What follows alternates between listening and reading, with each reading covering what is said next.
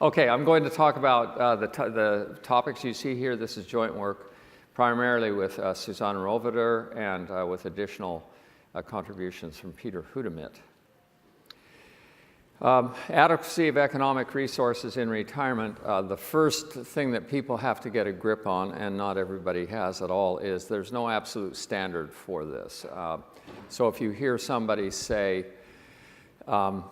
people don't have more than $20,000 in wealth and therefore they're not well prepared, that's not a meaningful statement to make, because it may well be the person was poor throughout lifetime, and it's not reasonable to expect that the person should have saved a great deal out of a lifetime of poor resources. So I think the main cause of low wealth in retirement, in fact, is low lifetime resources, and that's kind of a separate topic. We're really interested in how people have prepared themselves for retirement through their own efforts and also through the social programs.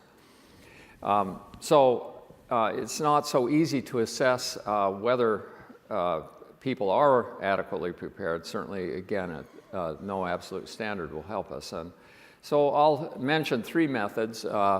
The most widely used is the so-called income replacement rate, the ratio of income shortly after retirement to income shortly before retirement. And you typically hear from the financial services industry that you should have a number like 80% or 75% or whatever. This is purely arbitrary, and I've listed some of the problems with this kind of approach. The most obvious one, and that was addressed earlier in this conference in a paper, is that people can finance consumption out of their savings. The example was given: somebody wins the lottery, they've got $2 million, they have no income whatsoever, or maybe a slight amount of interest income, but nonetheless they're well prepared for retirement because they can spend down that capital asset, and people do have capital assets they can spend down. Second, and a very important, and I'll illustrate this, is that the time horizon of individuals and of couples varies with their economic status. The poor people die much sooner than well-to-do people, so poor people do not need as much wealth as well-to-do people, relatively speaking, and that has to be taken into account. The differences are quite substantial. Most people enter retirement as a couple, but after some 10 or 12 years, the chances become 0.5 that the widowing will have occurred during that time period, requiring or permitting a substantial reduction in spending, and that needs to be taken into account. Consumption path, both empirically and theoretically, is not flat, but declines with age in real terms, and I'll talk more about that. That reduces the need for retirement resources, and there are also the changes in taxes, which in the US system can be quite substantial, and none of that is captured by a replacement rate number such as 80%. Well, the second method is to look at how well people have done in their saving behavior according to some model, and of course the model that people have used is the life cycle model. And so you compare with a model, you have some lifetime earnings paths of people in health and retirement data, you have Social Security earnings records, and so you can look at what people, according to a model, should have accumulated, and then you can compare that with the actual wealth they do have at retirement and see whether they've accumulated more or less wealth than what they should have. Have they saved adequately according to some theoretical standard? And to me, this is a better approach to it. It has its problems, but at least it relies on some economic theory and some data to come to a conclusion. And the paper that is cited there is a notable example where they find in the health and retirement study in their initial calculations that something like 90% of people are adequately prepared, and a substantial number have too much wealth, so to speak. They've oversaved. And that oversaving needs to be paid attention to. Saving is not costless. If you talk to people who have low incomes, who have families to support and needs on their income, and ask them to save more for retirement, which takes place 30 years in the future, this is not a good conversation to have, and it's a stupid conversation to have, as a matter of fact. So there are other needs for the income rather than just retirement. That's not the only thing to focus on.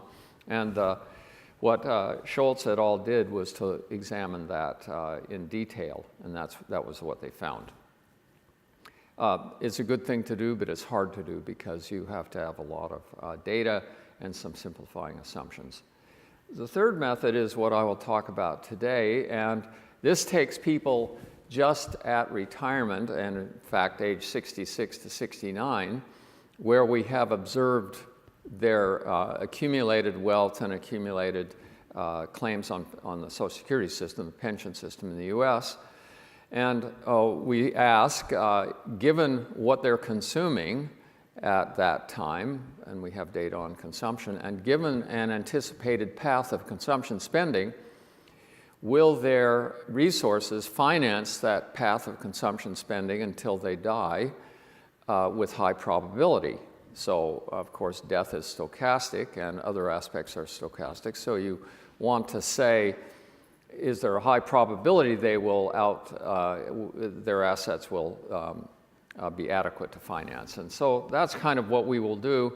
We'll compare their assets that they need according to their consumption needs with the assets that we have, and then classify them as being well prepared or not well prepared. And we can account through uncertainty via simulation. So here's an example of the type of consumption path that is generated by the data or by a model. The red line is a consumption path starting at about 60, and the brown line is a wealth path. It's anchored on the right axis of 500, and then the yellow line is a flat path of annuities, which would correspond to Social Security in the United States. So the optimal consumption path for somebody in this setup, in a very simple setup for a single person, is the red line. And just when wealth is totally consumed at age 90, that's when the consumption path reaches the annuity path, and then after that, the person simply consumes the annuity. That's the optimal situation when annuities are given exogenously, as they would be with Social Security. So if this person lived past age 90, then we would say that person is not well prepared because that person would be out of wealth and if not able to handle some shock except by drawing on annuity income. But if the person died before 90, then that person would be adequately prepared. Obviously, that's a stochastic event. The probability that a single female lives past the age of 90, conditional on being age 65, is non-trivial. It might be a number, like 35% or so. So this person, 35% of the time, would be not prepared adequately if that were the case. This person has undersaved according to this, or over-consuming initially. This is the same person, but now initial wealth is just 475, and you can see that at age 84, the person is now out of wealth. So what happens then? The red path is no longer viable. Instead, there would be a discontinuous drop in consumption. Discontinuous drops in consumption are wrong because of consumption could be, or utility could be increased by reallocating spending. So this person undersaved. Whether the person would be adequately prepared or not depends upon when that person died. If the person died at before age 84, then the person would die with positive wealth according to the metric we're talking about. But here's an example of somebody who didn't save enough to support the level of consumption the person started out with. So it's the match between saving and consumption that matters. It's not the absolute level of consumption or the absolute level of wealth, but it's the match between the two. And we'll see later on some examples of that. So how do we do this? We take data from the Health and Retirement Study. The HRS began in 1992, and we're now in something like wave, gathering data from wave, 10, 11, 12, 13, 14, I guess. So a very long panel data set. It's refreshed every 6 years with another cohort of people aged 51 to 56. And importantly for this study, it has a complete inventory of household economic resources, that is to say wealth, in its various forms, both financial, housing, business wealth, and so on. Pensions, including Social Security, and importantly, household spending in a subsample of the HRS. Household spending is measured in what is called the Consumption and Activities Mail Survey. Jim Bain gave an introduction to the activities part of it, but it also measures spending in the odd years, 2001, 2003, and so on. The HRS itself is fielded in the even-numbered years, and spending covers the preceding 12 months from October of 2001 going backwards and so on. About 5,000 households are enrolled, so a fairly substantial sample size. But the important thing is it obtains a complete inventory of spending over some 39 categories, including big-ticket items, so-called white metal. For those of you who grew up when refrigerators or avocado covered, white metal is refrigerators and washing machines and so on. And from these, we construct two-year spending changes in panels. So we have panel data on total spending, and I might add that the CAMS data aggregate very closely to the Consumer Expenditure Survey in the US, so we feel the coverage is quite good, and it responds in ways to income shocks that may increase our confidence. So I think we have quite a bit of confidence in the CAMS data. So we're going to construct two-year spending changes. We'll look at change in spending and determine empirically a path for spending in the following way. Here's an example. Within a two-year age band, or within an age band, a five-year age band, we calculate the change in the log of spending among people who survive for 2 years, and that's an important aspect that I'll touch on in a minute. And we do this by education level, sex, and marital status, because the slope, which is what we're calculating here, the change in spending, varies by those parameters.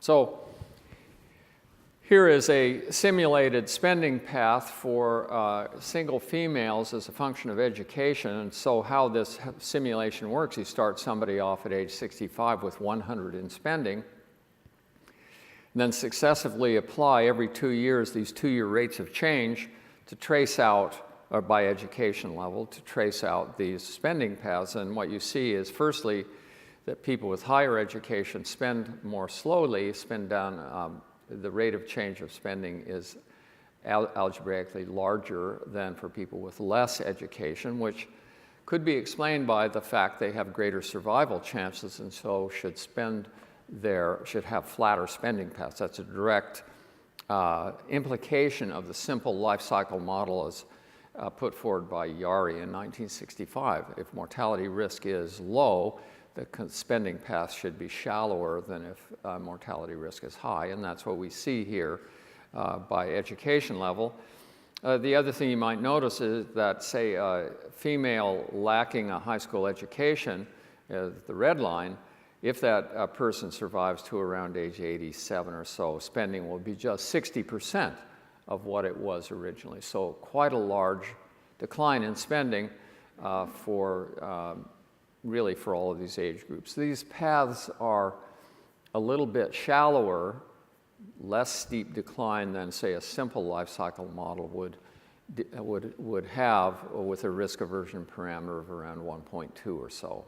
That model would have steeper spending paths. So,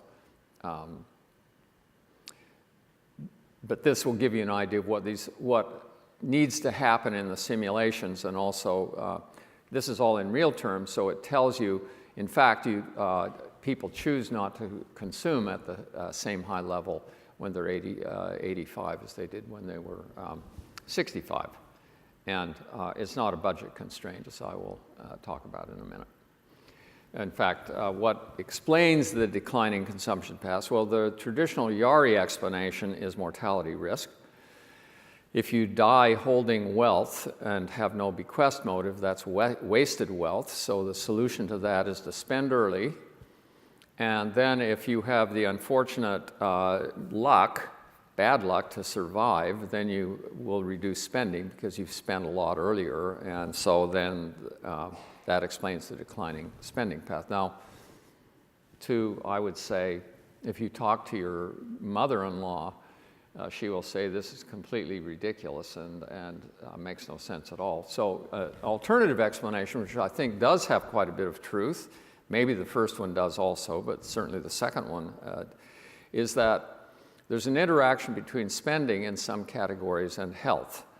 Worse health prevents spending on a number of categories, such as private transportation. In the US, people in the prime of life spend maybe 20% of their after-tax income on private transportation, and that declines substantially with age for health-related reasons, probably.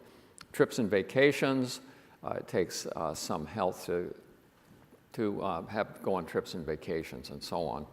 And the reductions may overcome observed increases in spending that come from the reduction in health. And so I'm going to show you some budget shares that illustrate this point. So budget share is the percent of total spending that people undergo. And you can see these are budget shares that are taken from CAMS, the subsample that I talked about a minute ago, the Consumption and Activities Mail Survey. And what you see here is that people who are in their 50 to 54, whether single or couple, spend around 10% of their budgets on healthcare spending. And that rises, reaching among those 85 to 89, approaching 20%, so approximately doubling of the percentage of the budget spent on healthcare. And it doesn't matter whether people are married or single, that is about what it is. So the budget share takes up an additional 10% as people go from age 50 to 54 up to 85 to 89. And, well, where does that budget share come from? One is from leisure. And what we see here is that spending on leisure peaks at about in maybe the late 60s as people retire, maybe possibly earlier, but what you notice, both for singles and couples, that it declines substantially with age. And you can well imagine that it's harder to travel or harder to do some kinds of leisure activities, so people spend less. Private transportation among couples age 50 to 54, 15%, that declines to 10 if people retain their couplehood, but that's not likely to happen. More likely it would be transition to a single person, and at age 85 to 89, only 5% of the budget is spent on transportation. So this shows you where some of the increase in spending on health comes from. But it's not the budget constraint on average, at least, because this is the share on gifts and donations, which firstly you would think is not constrained by the budget. If the budget, if push came to shove, people would reduce those donations. But it's also not dependent on health. Somebody can give without being in good health, and in fact what you see is that donations and gifts increase in budget share as people age. So I would conclude from that the interaction between health and spending is a plausible and possibly important component of the decline in spending that we see in panel data with age. The mortality risk is probably a partial explanation also. Okay, so going back to our method, using these 2-year rates of change accounts for differential mortality. If you want to look at the spending path of somebody who survives for 15 or 20 years, then you have to acknowledge that people who live longer have higher levels of spending, and so that path will not be representative of the population. And let me show you how important that is. These are survival curves for males that we constructed from life tables altered by observed mortality. And so the right yellow line is for males who are married and have a college education. And they survive with probability 0.5 clear into their early 90s. the survival curve does, conditional on reaching age 65, does not fall below 50% until the early 90s for married males with a college education. Contrast that with single males who have less than a high school education. That curve falls below 5% at around age 80. Well, that's a 10-year difference, or a little bit more than that, an enormous difference. And if you integrate under those curves, you would find some numbers of years of life expectancy that the high-educated people have to finance, but the low-educated people do not have to finance. And that has to be taken into account in assessing adequacy. You would find similar curves for women.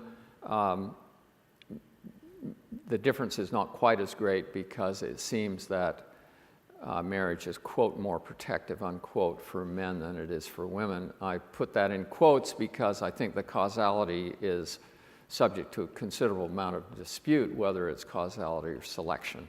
But there's probably a little bit of causality there too. Well, so given our estimated paths of spending, we ask, can the observed economic resources sustain the projected consumption path until people die? And so to do that, we have to have a baseline sample where we know what their assets are and what their income is, and pension income in particular, and their characteristics. So we choose from the HRS using the waves 2000, 2002, 2004 up to 2008, a sample for their initial conditions, and we get single people 600 and some odd, and married people 1,000, so about twice as many married people as single people. And why do we choose these ages? Because we want to observe their pension income, which is a difficult thing to do in any data set ex ante before people have claimed their pensions. So we now have a sample. We have these paths, and we're going to simulate singles. We begin with their observed consumption. We follow the shape of these paths, which I showed you, and they have their real annuities and nominal annuities, which we discount then, and then we draw from life tables that have been characterized or specialized to adjust for differential mortality by sex, marital status, and education. And for couples, we begin with the same procedure. We have observed spending paths by couples, which I didn't show you. They tend to be a little bit flatter than consumption paths for single people. And we follow that consumption path as long as both are alive.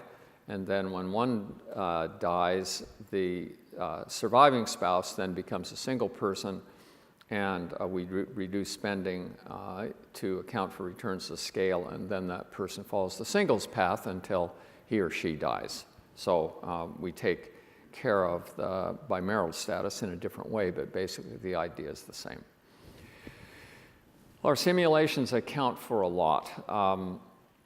As I mentioned, returns to scale and widowing, they decline with age as consistent with both theory and also with observed empirical data. We account for all of the asset components, including any earnings they may still have, which we observe in panel. Taxes, which is a very complex entity in the United States set up because of the taxation of tax advantage savings when they're withdrawn, and that has to be taken into account, and so on. The mortality risk, differential mortality. A lot of work on out-of-pocket healthcare spending, including estimation of serial correlation, which is quite high. If someone has healthcare spending this year, the probability they'll have quite high healthcare spending next year is elevated. And the heterogeneity, as I've indicated here, both in mortality and in the spending paths, is taken care of.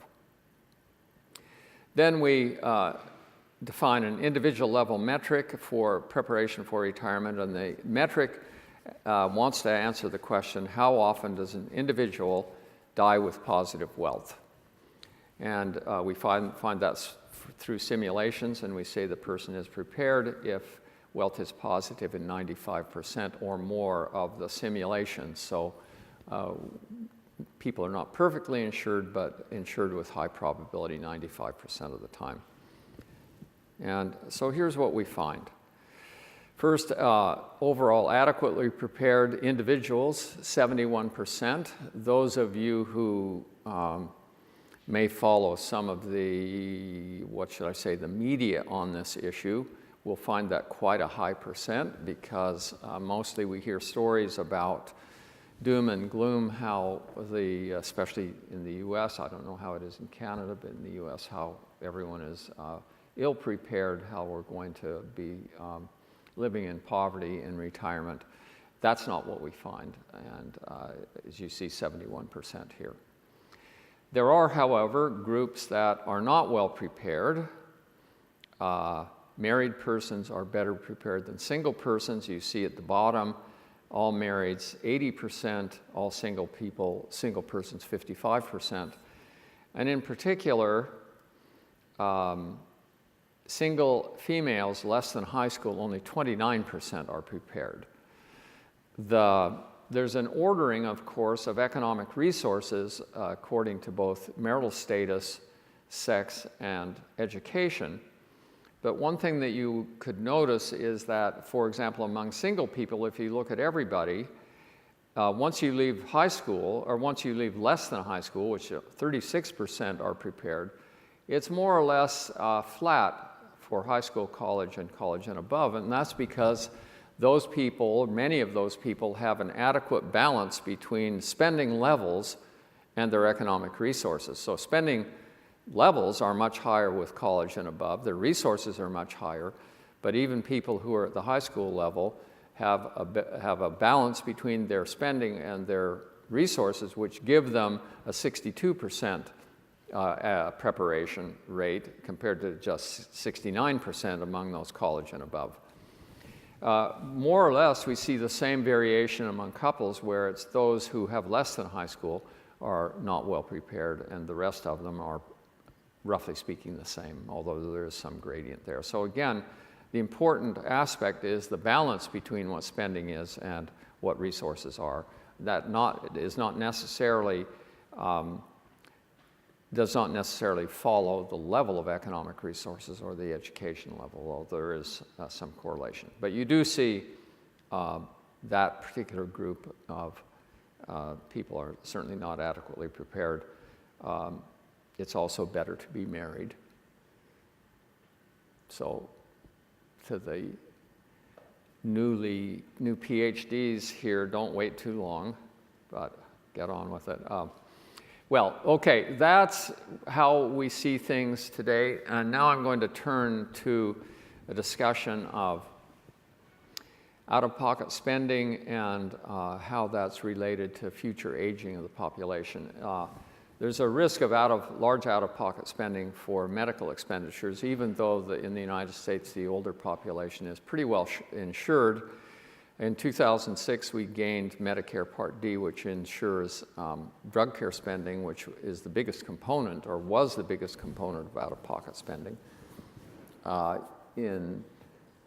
younger ages, but now that's insured. But nonetheless, there's still a fair amount, and I'll show you some statistics on this. So this is from the HRS, 2 years spending, individual level, as a function of both age band and also wealth level, wealth quartile. So looking at 70 to 79-year-olds, the bottom line around $3.3 thousand. These are in thousands, so $3,300 on average across all wealth quartiles in a 2-year time period. That's not nothing, but it's not enormous either, I would say, given the wealth and income levels that people have. There's, of course, a substantial difference between the mean and the 90th percentile, as you can see here, and even more if you were to go to the 95th or the 99th percentile. The other, when I first started looking at these kinds of data, I found curious is the increase in spending by wealth quartile. At the lowest quartile, 2.2 or 2.7 thousand, increasing to 3.9 thousand in the highest quartile. The people in the highest quartile are more healthy than people in the lowest quartile. Why are they spending more? Well, they're spending more because, of course, healthcare spending is a normal good, and so they're more well-to-do, and so they spend more on health care. Not all of health care spending is, well, maybe said differently, some health care spending is the discretion of the individual, and is not just what the doctor ordered, and you see this pretty clearly here. They're in better health, but they spend more. It's also partly explained by Medicaid, which I'll discuss in a minute. And then if you look in the right two columns, this is for 80 to 89-year-olds, they spend more and have the same pattern by wealth. Well, that's what happens in a 2-year time period. We're interested in what happens to the risk of healthcare spending over a lifetime, not just over a 2-year time period. So we want to construct and have constructed risks of healthcare spending over a lifetime. For that, we use HRS data. Again, we accumulate out-of-pocket starting from age 70 until death. We use the long panel of HRS from 1995 up to 2012, I guess, for this. And so we observe people over a long period of time. If we observe people until the last person in the cohort had died, then you just tabulate what they spent. You don't have to have a model. You don't have to do anything except add things up. We have to do a little bit of work here because we don't observe the cohort until everybody's died. We have to adjust for right censoring, and we've developed a so-called splicing method, which is a non-parametric method of handling this problem. And I'll show you the results of doing that. So here is what people can expect from beginning at age 70 through the rest of their lifetimes. The total lifetime out-of-pocket spending, looking at the kind of middle column, is $56,000 from age 70 until death of the average person. Stratified by wealth quartile, you see once again the gradient in wealth that we saw before. That is, people who are in the highest quartile spend the most.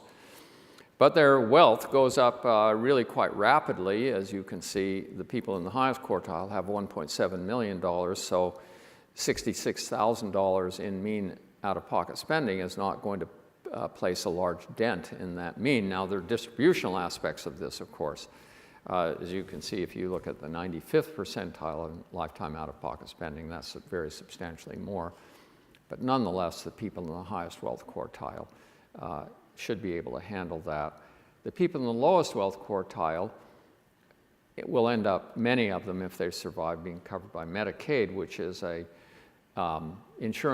public insurance policy that is means tested and will pick up health care spending if people are not able to do it themselves because of lack of assets. That's what we see, non-trivial risk of very large out-of-pocket spending.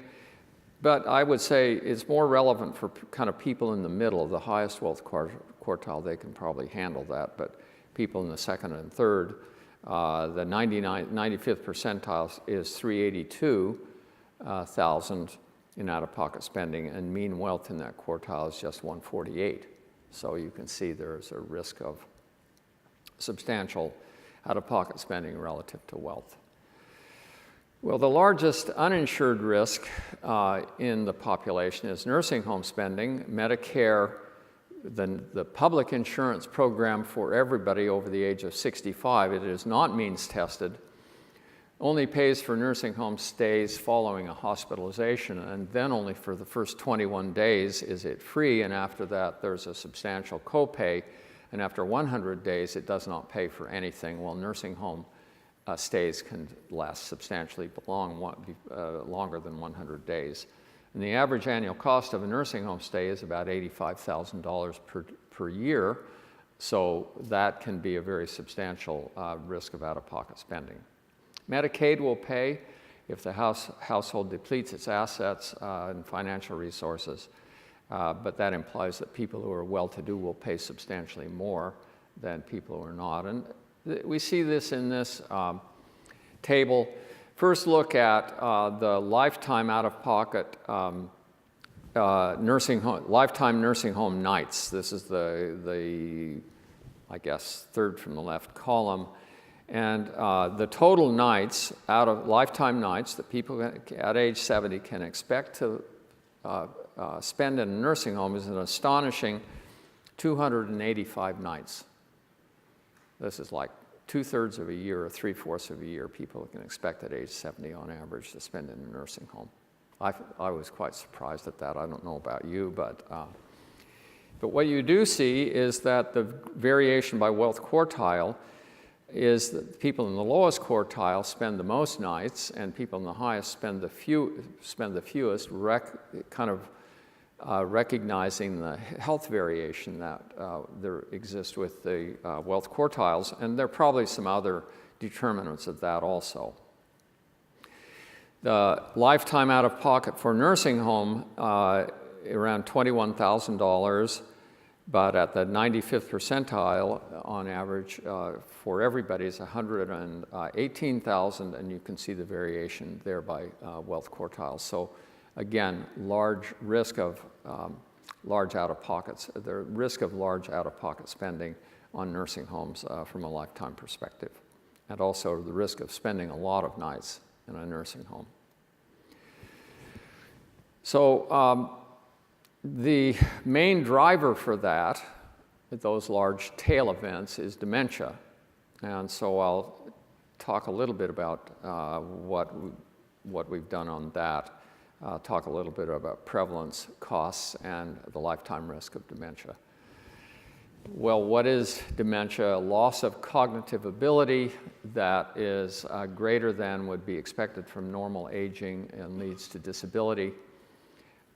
It's not a disease like cancer is, but it's a syndrome, and it affects cognition, memory, attention, language, problem solving, and so on. And there are a number of types. Everybody has heard of Alzheimer's. That's one type, and it's the most prevalent type, but vascular dementia, which results from strokes, Lewy body dementia, Parkinsonian, frontotemporal, and others are types. And now most people, the discussion in the literature is that people have a mix of these types. Prevalence of dementia roughly doubles every 5 years. This comes from the study that I will talk about in a minute, but you can see at age 71 to 74, it's only about 2.5%. If people survive into their 90s, it's 40%. And so if people live to be advanced old age, the probability is quite high that they will develop dementia. And if those age-specific rates of dementia that I just showed, these say 85 to 89, remains at 20%, with increasing population aging, we will see increasing fractions of the population that will be demented. Here's the percent of the US population forecast to be in various age bands. The one that's the most important, I suppose, is the green line at the bottom, where currently around 2.5% of the population is above age 85, and that's projected to go to 5%, so a doubling of the fraction of the population over the age 85. And you interact that with the prevalence rates that I just showed, you will, of course, come to the conclusion of a very large increase in the fraction of the population that is demented. This is a problem for all developed countries. Here I put on the EU. It's projected to have a population over the age of 80. Right today, it's some number, I don't know, 4.5% or 4%, projected to go to 12%. The US, 8.2%, and Italy, which is a more rapidly aging population, approaching 15%. And there are other populations, particularly the countries in the Near East with their extremely low fertility rates, countries such as South Korea and Singapore, Hong Kong, and so on, that have similar kinds of aging populations. So this will inflict important costs on society and also to individuals. I'll first give our projections about societal impacts, and this comes from a paper published in the New England Journal of Medicine in 2013. For that, we used the so-called ADAMS, which is a subsample of the HRS around 800 and some odd respondents aged 70 or over were assessed for dementia status in the field. This is an extremely expensive undertaking. It cost around $3,000 per case to assess these people. They had to be visited by a nurse and a so-called psychometrician. And from that, we constructed a model of dementia and imputed the probability of dementia to the whole entire HRS using HRS variables such as immediate and delayed word recall that you heard about earlier, and serial sevens and so on, things that are on the so-called tics. And here you see, once again, the prevalence by age, but I also wanted to put up the prevalence by education. You see a sharp gradient in education among those who have college education. The prevalence in a conditional on age is much lower than people who have less education. And this relationship has led people to conclude that education is protective per se. I'm somewhat skeptical of taking this at face value, because it should be obvious that people select into education levels, and they may start off with more cognitively sound brains that allow them to become better educated, and that it's the selection that is inducing this, not the education itself.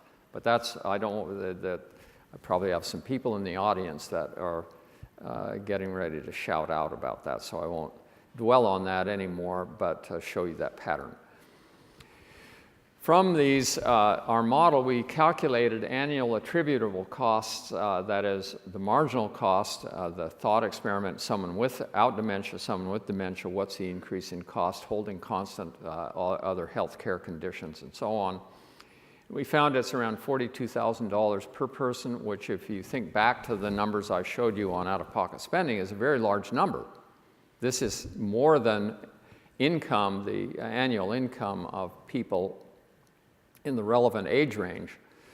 And they're mostly care costs. And about $13,000 is an imputed value of informal caregiver time. Mostly the spouse is the main provider of time. That's what we imputed. The total costs in 2010 to society around $160 billion. Of that, monetary costs $109 billion. To put that in perspective, and one reason this paper got a lot of attention, is that is higher than what the estimate is for heart conditions, $102 billion, or for cancer, $77 billion. And at that time, we were spending something like 1/5 the budget on research on dementia that we're spending on these other conditions. So it attracted a lot of attention, and has increased, I would say, it's increased the funding in the United States more towards dementia and Alzheimer's disease. We also projected that by 2040, given the current prevalence rates and the population aging that we see, that would increase to some $380 billion in real terms, and on a per person basis, a very substantial increase. Well, the lifetime nursing home costs are an important component of this. For that, to estimate that, we used the long panel of the HRS again, and looking at that from age 70, the probability that somebody would ever be demented at age 70 is 40%, and I found that number frightening also. You almost hope you won't live that long. Of course, it's a competing risk model. You also see on the left the gradient in years alive after age 70, and again, this illustrates what I showed before.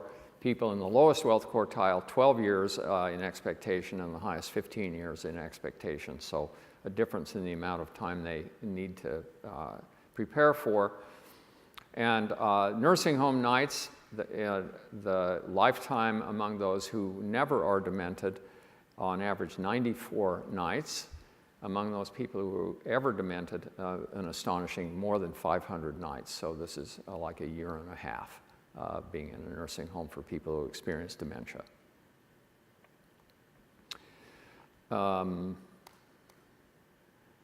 Future trends depends upon mortality and trends in dementia prevalence. The thought has been that life expectancy is going to increase. If life expectancy increases, more people will reach the advanced old age. If there's no change in age-specific dementia rates, we will see an increased risk at the individual level of becoming demented because it's a competing risk model. And it's, I think, an important question to understand whether longevity will continue to increase. And I'll end by showing a few graphs that call that into question, I would say. So here's from HRS data. Entering cohorts age 51 to 56 are the left bars, and it shows the percent who say they're in fair or poor health. The leftmost bar are the entering cohorts in 1992. So on average, in 1992, people of that age, about 17% said they were in fair or poor health. When we go to 2010, the white bar, around 23% said they're in fair or poor health. If we go to the advanced old ages, that's kind of what we tend to think of. We see improvements in health, but at the younger ages, we do not. Percent with one or more ADL limitations, a little bit of an increase in age 51 to 56, 57 to 61, a very substantial increase. Percent with diabetes, very sharp increases across the age bands. Percent with BMI of 30 or more, which is kind of an indicator of obesity, very substantial increases from in the low 20s up to 35% among those age 51 to 56. And remarkably, subjective survival, we asked people in the HRS, what are the chances you'll live to age 75?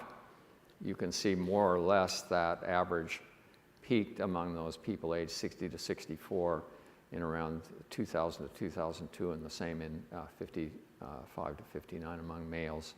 Maybe a little bit better among females, but probably not.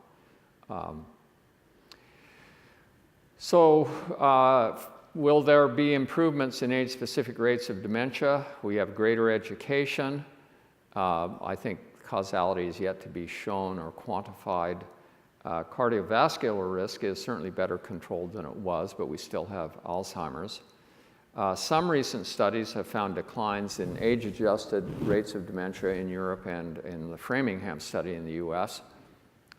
We are working right now on using or verifying or finding out what the HRS has to say about that, but it's a complex issue.